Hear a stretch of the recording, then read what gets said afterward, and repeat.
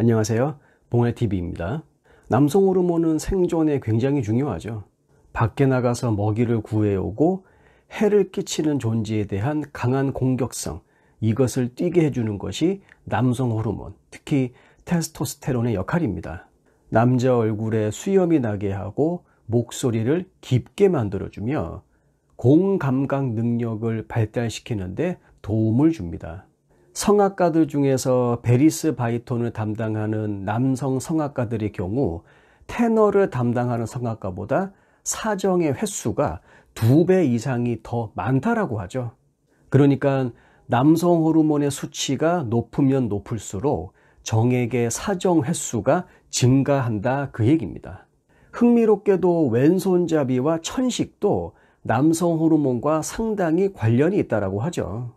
그리고 흡연과 음주를 과도하게 하는 남성들 사이에서는 이 테스토스테론의 수치가 상당히 낮습니다. 이 테스토스 호르몬 같은 경우에는 기본적으로 꾸준한 신체 활동을 통해서 계속해서 밖으로 태워줘야죠. 밖으로 배출이 돼야 된다고 해가지고 무슨 몸 밖으로 질질 흘러나와야 된다, 그 말이 아니죠. 자꾸 남성 호르몬이 몸 안에서 쌓이게 하면은 안 됩니다. 끊임없는 신체 활동을 통해서 계속 태워야 돼요. 그렇지 않으면은, 즉 몸에 쌓인 이러한 남성 호르몬은 반드시 인생의 어느 순간에 이르러서 반사회적인 활동, 그러니까 대표적인 것이 범죄죠. 그 범죄를 저지를 확률을 점점 증가시킵니다. 여러분도 아시다시피 남성 호르몬은 공격성과 아주 밀접한 관련이 있습니다. 그래서 테스토스테론이 치솟는 사춘기, 보통 12세에서 17세 사이죠. 이때 아이들의 범죄율은 다른 연령대의 남자들보다 월등히 높습니다. 아이고 애들인데 그럴 수도 있지, 그렇게 간단한 문제가 아닙니다. 예전에 빌 클린턴 행정부 시절 같은 경우에는, 그때 미국 같은 경우 전체 강력범죄 있죠. 강력범죄의 40% 가까이를 청소년들이 담당했다라고 하죠. 다행스럽게도 부시 때 들어와서 이 수치가 확 내려갔죠. 여기에 관해서 몇 가지 재미있는 해석은 있는데 조금 불편한 부분이 있어서 그냥 대충 넘어가겠습니다. 내성적이고 수동적인 남성에게 남성 호르몬을 주입하게 되면 예전보다 훨씬 더 적극적이고 독립적인 사람으로 변하게 됩니다. 물론 여성들도 같은 효과를 볼 수는 있지만 그래도 남자보다는 그 효과가 덜 합니다. 왜냐하면 남성들의 뇌 자체가 남성 호르몬에 훨씬 더 민감하게끔 그렇게 디자인이 되어 있기 때문이죠.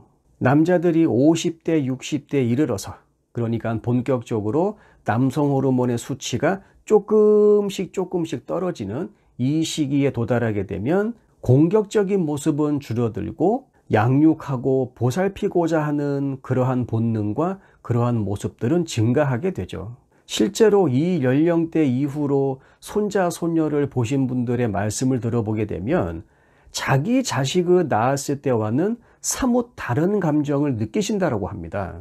그러니까 자기 자식들보다 훨씬 더 사랑스럽고 더 예쁘다라는 것입니다. 여기서 남성분들이 반드시 알아야 될 중요한 것이 있습니다. 임신한 아내를 둔 남성을 상대로 해서 아내가 출산하기 4주 전, 그리고 출산하고 나서 4주 후, 요 한 2달간의 간격이죠. 요 사이에 남성 호르몬의 변화를 측정한 실험이 있습니다.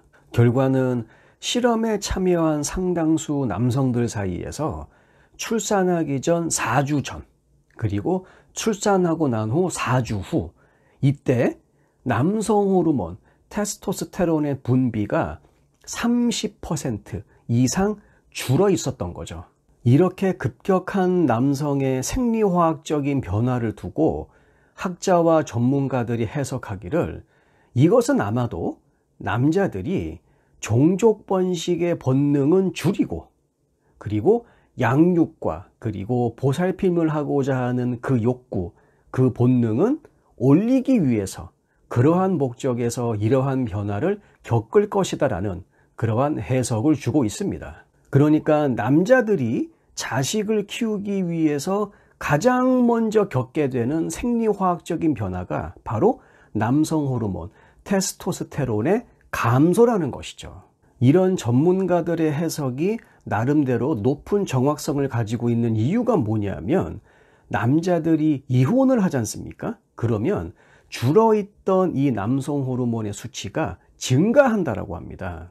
그래서 어떤 남성들의 경우에는 정말 이혼한 지 얼마 안 돼 가지고 젊었을 적 그 수준까지 올라가시는 분들도 여럿 된다라고 하죠. 우리가 이 대목에서 조금 확인하고 넘어가야 될 게 뭐냐면, 여러분들도 아시겠지만 남성 호르몬은 성욕과 밀접한 관련이 있습니다. 뭐 성욕과 밀접한 관련을 넘어서서 성욕 그 자체라고 봐야 되겠죠.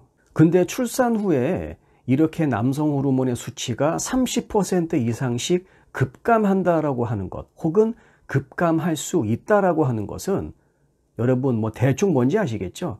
당연히 성욕이 아주 많이 감퇴할 수밖에 없는 겁니다.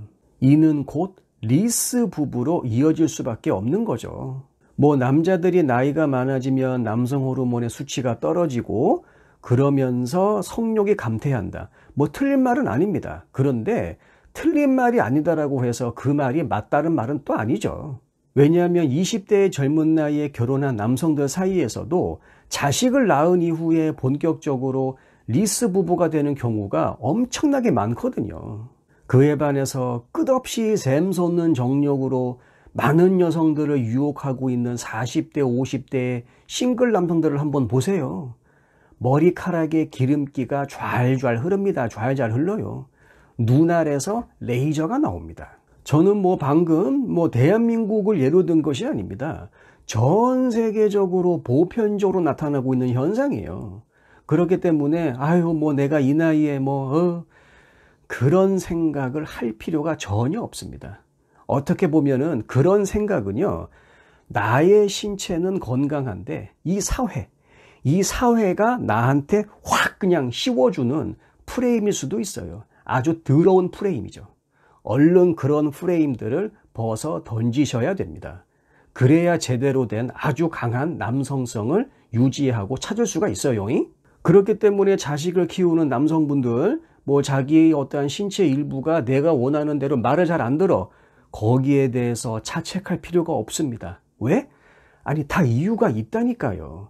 자식을 키우고자 하는 본능이 더 커지는 거란 말이에요. 자꾸 나가서 쓰잘데기 없이 여기저기 씨 뿌려라, 그게 아니라니까. 제가 이러한 나름대로의 핑계거리를 드린다라고 해가지고 그렇구나 그러면서 두 손 두 발 다 들고 계시면 안 됩니다. 아시겠지만 남자와 여자 사이에서 그것이 참 중요하죠. 여성들의 경우에는 남성들이 나이를 먹어감에 따라서 자연스럽게 겪게 되는 호르몬의 변화, 그로 인한 어떠한 생리화학적인 변화, 그것과는 완전히 반대의 상황을 맞이하게 됩니다. 바로 폐경기죠. 제가 몇 년 전에 대한민국 통계청에 들어가서 한번 확인을 해본 적이 있는데, 우리나라 같은 경우에는 만 나이로 보통 47세에서 48세가 평균 폐경 나이라고 합니다. 요새는 그 폐경의 그 단어가 주는 그 뉘앙스가 조금 거시기 하다 보니까 폐경 말고 만경이라고 하는 단어를 쓰는 걸 제가 어디서 한번 본 적이 있습니다. 여성은 폐경, 만경 이후에 그전과는 다른 모습을 보여줍니다. 왜냐하면 그전에는 여성 호르몬의 비율이 높았지만 그 이후에는 이제는 남성 호르몬의 비율이 높아지기 때문이죠. 그래서 그전보다 훨씬 더 자기 자신에 대한 자신감이 생기고요. 그러면서 독립심이 갑자기 올라갑니다. 이때부터 여성들 사이에서 졸혼, 그리고 황혼, 이혼의 가능성의 문이 조금씩 열리기 시작합니다. 남성 호르몬이 가져다주는 자신감과 그리고 독립심이 여자로 하여금 이러한 결정을 내리도록 어떻게 보면은 부추긴다라고 봐야 되겠죠. 졸혼은 일본에서 건너온 거죠. 남편이 정년퇴직을 하면서 가져다주는 퇴직금의 일부를 가지고 지금껏 자기가 하지 못했던 뭐 예를 들어서 예쁜 카페를 차린다라든가 아니면 그림을 그리는 화방을 한번 운영해 본다라든지 혹은 도자기 굽는 취미를 본격적으로 한번 가져본다라든가 이러한 기타 등등등등의 활동을 시작하는 그러한 일종의 사회적인 모멘텀이라고 볼 수 있겠습니다. 그래서 이런 것들을 하기 위해서 남편이 퇴직할 때까지 나름대로 인내심을 가지고 참고 살다가 이제 어느 정도 때가 물러 익었어. 그때 자신의 계획을 펼치는 것. 그것이 이른바 졸혼이라고 하는 거죠. 결국 여자들로 하여금 인생의 제2막 그것이 가능하게끔 해주는 것이 어떻게 보면 남성 호르몬이지 않을까 그러한 생각이 듭니다. 사람들은 다들 자기가 자기 인생을 살 때 이성의 기능을 이용을 해서 산다라는 그러한 엉뚱한 착각들을 하고 살고 있습니다. 하지만 껍데기를 뜯어서 속을 들여다보는 순간 남성 호르몬, 여성 호르몬이 하는 역할이 너무나 지대하다는 것을 깨닫게 되고 그러한 아하 모먼트를 얻게 되죠. 우리는 우리가 잘 알지 못하는 것에 이끌려서 우리 인생을 살아가고 있습니다. 그 중에 하나가 바로 남성 호르몬이죠.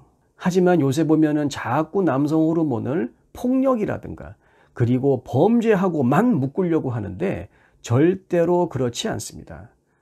남성 호르몬이 우리 몸에 가져다주는 긍정적인 기능들, 그 기능들을 우리가 잘 알고 있고 그리고 그것에 대한 올바른 처방을 할 수가 있다면 어떻게 보면은 그때서야 비로소 우리가 원하는 대로 인생을 살 수 있는 그 길을 개척하지 않을까 그러한 생각을 해봅니다. 긴 영상 끝까지 봐주셔서 감사합니다. 다음 영상에서 뵙겠습니다. 들어가십시오.